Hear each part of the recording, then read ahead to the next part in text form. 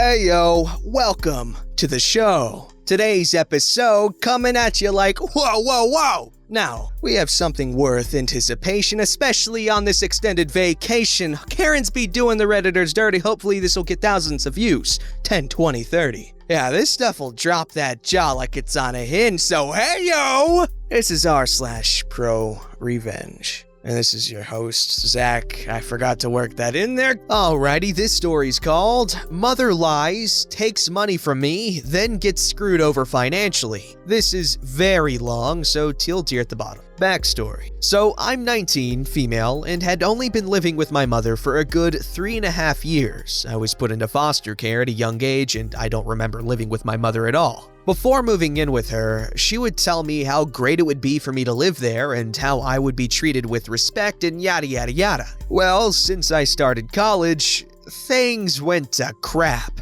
My whole life, I wanted to go to college for art. But my mother convinced me that it was stupid, and so I chose to go for a business degree. I got into my state's business and marketing honor society during my last year of high school for having a 98 average in all 5 of my business classes. My first semester of college, everything started out fine. Then the end of September hit, and I got a reimbursement from financial aid. Let me add, my mother is on supplemental security income for minor disabilities and hasn't worked for the past 18 years. She has arthritis and fibromyalgia, so apparently she can't work. I got public assistance that I never knew about since I was never allowed to do paperwork for anything. I thought we only got food stamps, but apparently she lied and said I was paying a couple $100s for rent so she could get more money. So she was getting nearly $500 a month for my needs. I never got anything unless it was Christmas, and $350 a month for food stamps. My boyfriend had to buy me food because I was never allowed to eat at home and didn't want to get a $3,000 meal plan on campus. Anyways, I got a healthy $2,000 back from financial aid, which I originally planned on spending on clothes. I hadn't had a pair of fitting jeans since I lived with my mother, a laptop for school, and food. Well, apparently, every time I get money, it belongs to my mother. She demanded I give her most of the money, so I spent $1,500 on some jeans for me and a brand new PS4 system, PS Vita, PS Plus, and a bunch of PS4 games for my boyfriend. I know that sounds reckless of me, but he's paid me back for it. She was pissed and belittled me till I gave her the rest of my money for rent and bills and food. She went off and bought her boyfriend drugs. I was mad because obviously that's just not okay. I just pushed through the semester and kinda sucked it up like I usually do. February came around and pretty much the same thing happened. She demanded my $3,000. I got more this past semester because I only had to pay for one textbook, to pay for rent, electricity, the Wi-Fi, food, and everything under the sun. She got mad when I refused to give her more than $350. I went off and spent the money on my anniversary, including outfit, gas, 2 meals, and some gifts, a new phone, my phone barely worked and was 7 years old, and prepaid my phone plan for the next few months. I also bought myself some food for when I was home. She was irate. How dare I spend money on my boyfriend and not the woman who birthed me? I tried staying away from home as much as possible, driving around with my boyfriend for the most part, but every time I came home, I would get yelled at.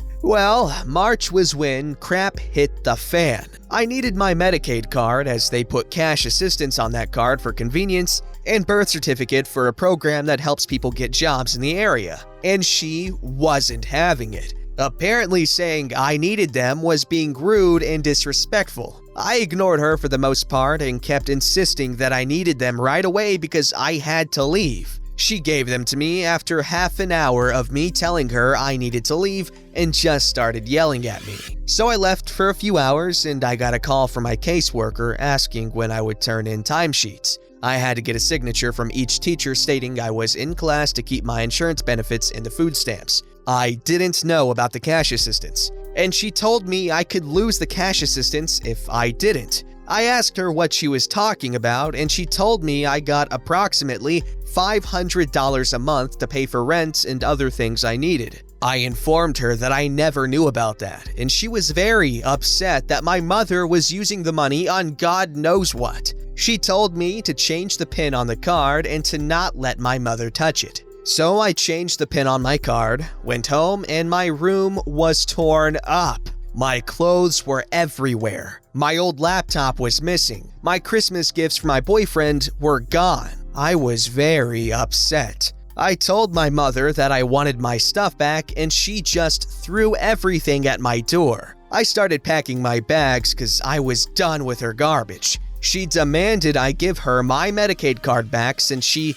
keeps everyone else's. She got in my face, threw my glasses onto the floor, tried throwing my new phone, and was just screaming at me till I gave it to her. I have post-traumatic stress disorder, so I panic whenever someone is even slightly loud. After she went to the store and tried buying something with it, she came home and started shoving me around, demanding I give her the PIN. I was just like my father. I was a piece of garbage for buying jeans that actually fit me for once in my life. I was trash for liking the presents I got from my boyfriend and not from her. I got pants that were 2 sizes too big and very low rise for Christmas. Yeah, no, etc., etc. She actually hit me because of it, and hit me till I gave her my PIN. So of course, I was dumb and I gave it to her. Someone, for some reason, called the cops and they showed up shortly after, and her boyfriend started telling them I was abusive and manipulative and a pathological liar. I showed them where she hit me and tried explaining that she took my Medicaid card, but they didn't care.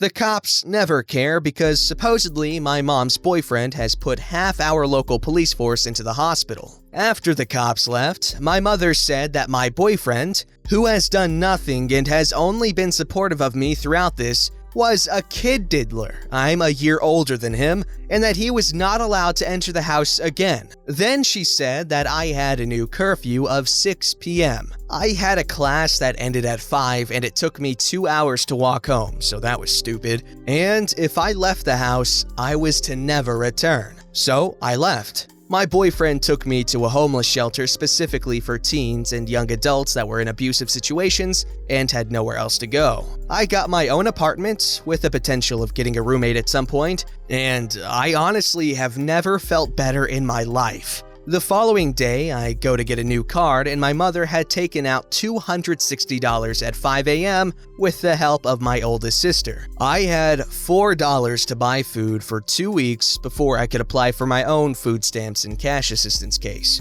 Most of the time, I only had water and I would eat every 3 days at my boyfriend's house. When the virus hit, his dad refused to let me over even though he knew what was going on, to a certain extent. I didn't eat anything for a week before being able to get food stamps. I wish I had gotten a job, but having 8 classes, one of which was 6 hours a week for a measly 1 credit, took up a majority of my time. The college suggested I withdraw to focus on my mental health. I was afraid of leaving my new place because I didn't want to be attacked by my family or my mom's boyfriend's drug addict friends. I went from seeing my therapist for half an hour every other week to seeing her for an hour every week. She suggested that I cut contact with my mother permanently, even though it meant losing a good $3,000 worth of stuff I bought myself over the past 12 years. I got paid to babysit and take care of the farm while in foster care. I was so upset about losing all 40 of my stuffed animals. They really meant a lot to me, and they kinda were the only things there that helped me calm down from a panic attack. I know it sounds immature, but I've had most of them since I was about 8 years old. Then, something popped in my head while I was applying for my own food stamps and cash assistance case. The revenge. I realized that I could easily report my mother for welfare fraud. Not only has she been taking my $500 a month, but she had lied and said her boyfriend and her didn't share food and were roommates. She paid to use other people's food stamps, and she has sold her food stamps for cash to buy fast food or drugs. So I did just that. I went to our state's website and reported her fraud. adding when she took the money from my card at 5 a.m. that one day. I went into detail, gave the exact location of where she did it and everything. I said she used other people's cards all the time, which was very true, and how she demanded my card whenever I had it. A couple weeks later, I get a letter from the Department of Social Services. They accidentally sent it to my address instead of my mom's, thinking she moved along with me. I open it and I read that she was denied public assistance, denied medical insurance, and denied food stamps. She met the requirements for getting them, but because of my report, she lost everything but supplemental security income, as far as I know. What probably helped was that I told DSS that she stole my card and requested a new one, and the lady at the front desk was mortified. I found out she took the money out later when I set up the card online and saw all the previous transactions for the past year. She's out $850 a month, more than her SSI, and out of health insurance, which was paid for by the state,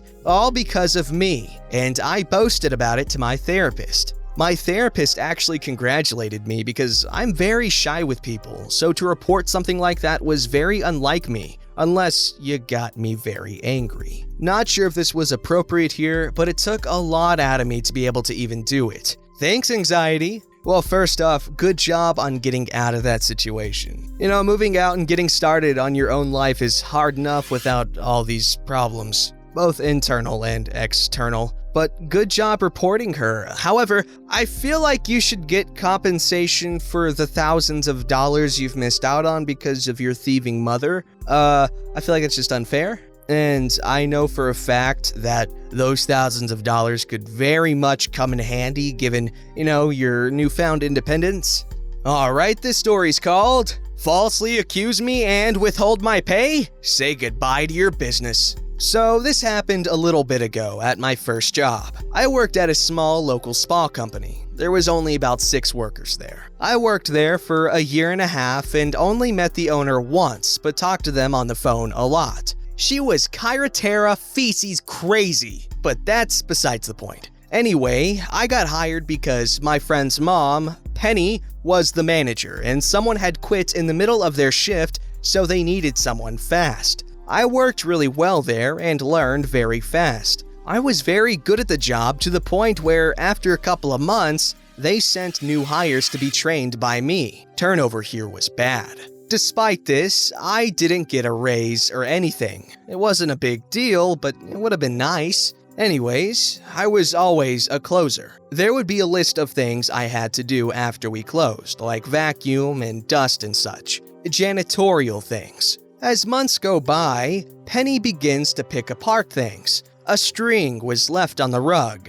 The candy bowls weren't filled, even though they weren't even half gone, etc. Nothing too big, but they made it seem like I liked their mother. Slowly, things started to get worse. Eventually, I was being told that I was not cleaning rooms that I know for a fact I had. Now, I admit that once in a while I would forget to clean something, but I was getting yelled at for things I knew for a fact I cleaned. My other problem was that when my coworkers would forget the same exact things, she wouldn't yell at them, but would just say, "Try to remember," or something along those lines. Eventually, Penny got other coworkers to lie so that she could report me to the owner. Many days, I came right from school and would be wearing jeans. Penny left right when I got there, so after I clocked in and counted the drawer, I would go and change into my work pants. Well, other coworkers would lie and tell her I never changed. After this, I began taking pictures and time-stamping them.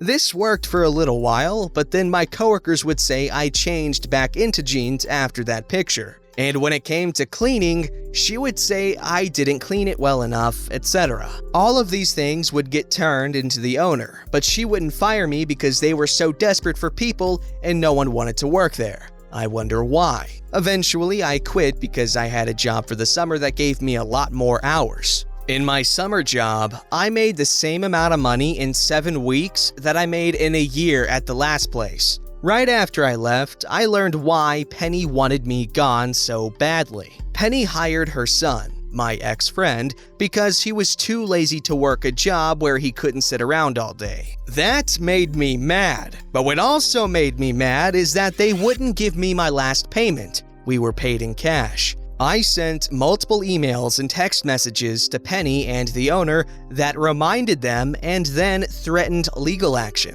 Being a high schooler, I don't believe they thought I would do anything. How wrong they were. Well, there were many reasons I was about to do this, and so I decided to document every single thing about that place. These include 8+ hour workdays with no breaks or a lunch, both of which are required in my state. Rats in the basement, ant infestation, fake security cameras, allowing underage drinking, Penny faking the amount of money we had to pay her son and daughter for under-the-table work, child labor, Penny's daughter was not old enough to work, not fixing things like building framework, molds, etc., allowing temperatures to go above and below the legal limit. On bad days, it was above 100 degrees or below 50 inside. Drug use. Penny giving herself a raise, even though she already made more than everyone else there. Selling client information. Penny compiling clients for another worker to take with them to a new company, which is usually not illegal, but the way they went about it was. I don't remember the exact details. Not doing anything about harassment. Not paying workers. There'd be days where we didn't have enough money in the drawer and the owner and or Penny would be too lazy to go to the bank, so they would just straight up not pay us. Not only this, but prior to me leaving, I recorded some of the verbal abuse from Penny. Believe it or not, I even got them to admit to making false write-ups on me. There was more, but I can't remember what else right now. Anyways, I compiled all of this and I sent it in an email to OSHA. Crap went down. In the end, both Penny and the owner were served with some hefty fines, and Penny is even facing jail time right now for fraud. The owner had to shut down their business and sell it. I don't know if the owner is facing any jail time. I asked in email every spa within 50 miles, so the owner, Penny, and some coworkers have been blacklisted from working within an hour of where we're located. I never did receive my last payment. It wasn't worth going to court over. But what came out of it was so much better. Yeah, that definitely does not sound like the best place to work. But I know what it's like to have wages withheld from you. Technically, I'm owed like $3,000+. I'm probably never gonna get it back. Let me give you all some advice. Never work with family! Don't forget to like, subscribe, and hit that bell to never miss an episode.